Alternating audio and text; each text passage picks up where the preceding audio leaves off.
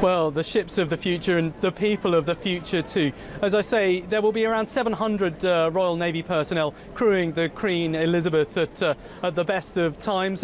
Among them already is leading hand Tom Handley, a weapons engineer involved in the trials and commissioning work of the radar systems. And someone who helped build this ship is Danielle Adams. You're an apprentice welder. Tell me, what have you been doing to the Queen Elizabeth?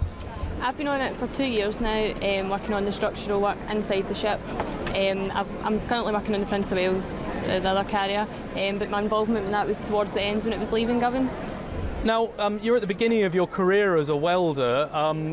Forgive me if it's chauvinistic, but one wouldn't normally associate young women with a career in engineering as a welder. How has that come about?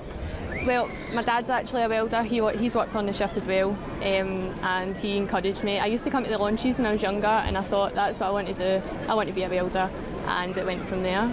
Oh, absolutely, and you know, the shipbuilding industry is smaller than it used to be, clearly, but you obviously think that there is a future in it, building ships with BAE Systems in Glasgow. Definitely. I mean, see the skills we've learned whilst building the most advanced and biggest ship that Britain's ever seen, then there's definitely such a big future for shipbuilding, especially for young people, yep. Now, obviously, there will be young people on board the ship as she goes to sea as well. Tom Handley, I don't know if you count as that, but tell me, what have you been doing on board the Queen Elizabeth in this early stage before she leaves Rosyth? I've been working alongside the industry partners as part of a trials and commissioning team, working with the radars on board. So that's been good to be able to work with the industry teams and see how the equipment works because essentially in the future I'll be maintaining that kit myself.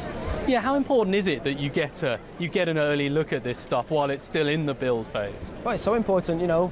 I have to, because I will be ultimately responsible for that equipment.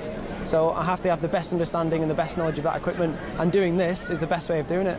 It's quite an exciting project to be involved in as well. I mean, a ship in a build phase, but especially this ship, the largest in Royal Navy history. Very exciting, yeah. It's, well, like I say, the biggest ever ship in the Royal Navy, and I'm a part of that project.